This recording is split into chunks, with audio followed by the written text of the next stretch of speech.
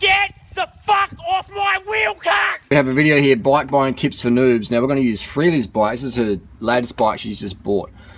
She bought this herself. This is the Live Giant branded Avail Advanced SL0. This is a $12,500 bike here in Australia, Aussie dollar, 8,500 US. You can see here. You can pick them up a bit cheaper now though, because it's last is 2015 stock. A little bit dirty. It only doesn't keep it. It's a bit of sugar there, sugar water. Some run throughs, alright. So the cranks I recommend, this chaining size is a 50-34. You can, I'll write this down below. This is also my ebook. If you haven't got a copy of my During Riders Lean Body Bible, I recommend get a copy. It's the fucking best cycling book ever written. I've read them all. I can say that with confidence. 50-34. So this means the number 50 means 1, 2, 3, 4, 50 teeth on the big one. The little one's got 34. So that would be as a minimum gearing. All right. On the back here we have a 32 cassette. 1, 2, 3, 4, 5, 6, 32. All right, so it's 32 teeth on there. So it's nice, good climbing gear. You can get bigger than that. You get a 34, a 36, even a 40. But the 32 is minimum I'd recommend if you plan to do any hill climbing. And it works fine with the short cage Durace. I don't recommend buying Durace electronic because this derailleur here is about $700 alone here in Australia retail. So if you snap it, it's going to be expensive. You're going to be crying. I'd recommend just get a basic Giant Avail 1 or a Giant Avail 3, the base model ones. You don't need carbon flash rims. All right, these are Zip 202s. These are like, you know, over $1,000 just for this carbon bit. If you crack that, you're gonna be, you know. So I recommend get alloy for your first bike, right? Because you're gonna have some spills and thrills. And Freely's done all those. What else do we know? We've got saddles. Saddles is personal preference, all right? Just personal preference. But I'd recommend you get a proper bike fit and then mark everything. So if anything slips, you can get a reference point. What else can we talk about here?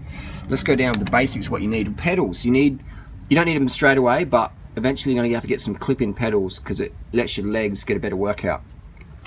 Shimano ones are good. The best one I recommend is the Shimano A530. This is a great entry-level pedal because on one side it's just flat, and on the other side it's got the clip-in. All right, so Freely has got double-side clip-in. These are good, but they suck if you've got to ride in sneakers. So this is a great pedal here, Shimano A530. And you get those from any local bike shop. If you're in Adelaide, you need a pair of them for 50 bucks. Got a few left, cost price. But they're a great pedal as well. I recommend A530. You're going to need a D-lock. Alright, you need a D-lock. Go for something with a gold, soled secure, what's it say?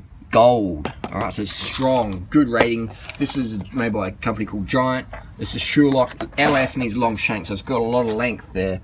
So you can lock up your wheels, etc. So you need a D-lock. And take your keys with you, and it's pretty heavy to lug around, so I just normally leave one in the city and then I can just use it when I want, or leave it at your work or your university, etc. Get two really if you want to be really secure, and put some stickers on your bike, etc. Cycling shoes, I recommend a mountain bike shoe.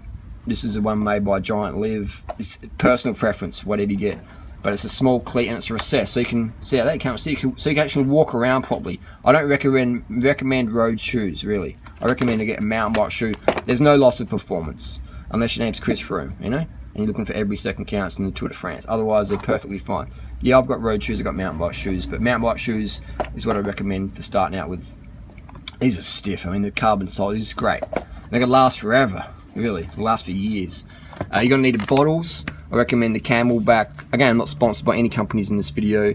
This is the stuff we bought ourselves. This is stuff I rate. The good thing about not being sponsored is I can give you genuine, unbiased advice. Camelback, they're BPA free and they're a good bottle. Not cheap, but they're pretty good. Lubrication, everyone needs some lube. Squirt is the best, it's biodegradable. I rate this stuff. And all you do when you apply it, you just sort of like drip it on your chain, strip it slowly like that on there, and just sort of backpedal it. And you sort of drip it on just slowly, and just wipe off any excess if it drops on your rim. Squirt, alright? Get stuff like that. Before you first apply it, try and clean your chain off with just a rag. I just used a rag to clean my chain, nothing fancy. Lights, you need fucking to be safe at night time. This is the best light in the market that I reckon. It's made by Bontrager. Again, I'll write this all down below. It's the Bontrager Flare R.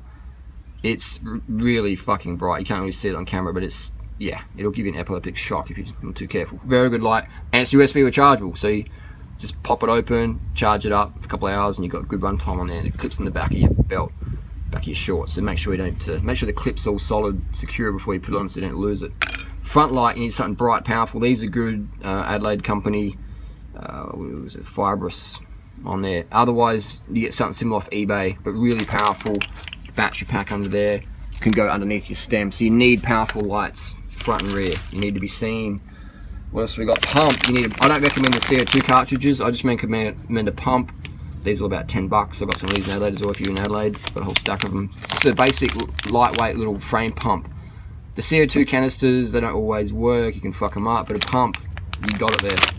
So that's your basics. And one little safety tip as well, I recommend, when you park your bike, make sure you don't hit this derailleur. Because if you hit this little black thing here is going to get pushed in, and then one day you change up in gears and they get caught up in your spokes, and this is what happened here. And your derailleur's going to get snapped off. Alright? So you can see here we go here. Zoom in, see that there?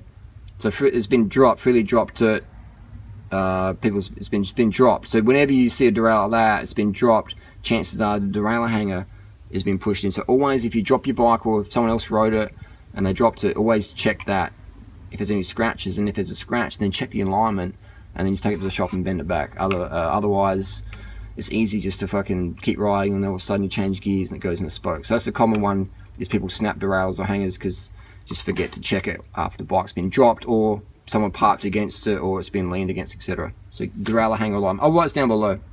Again, this is all in my cycling ebook. Great book to get. These are the basics. This is the shit. It took me hundreds of thousands of kilometers to work out and learn. Thousands of dollars spent, wasted. Hydraulic brakes are really powerful, really good. You don't need hydros, but if you can afford them, they're good. There you go. Your questions down below, let us know.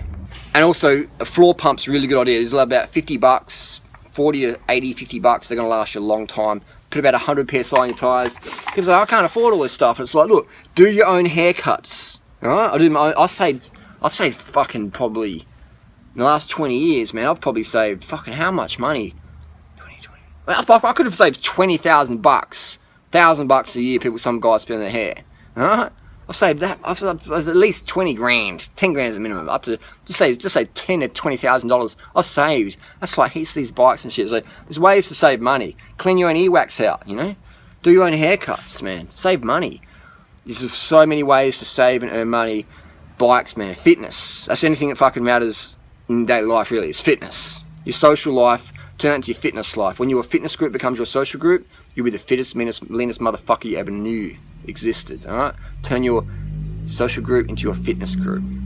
Simple as that. Any questions, let us know. Get a copy of my ebook. Look at the tips down below.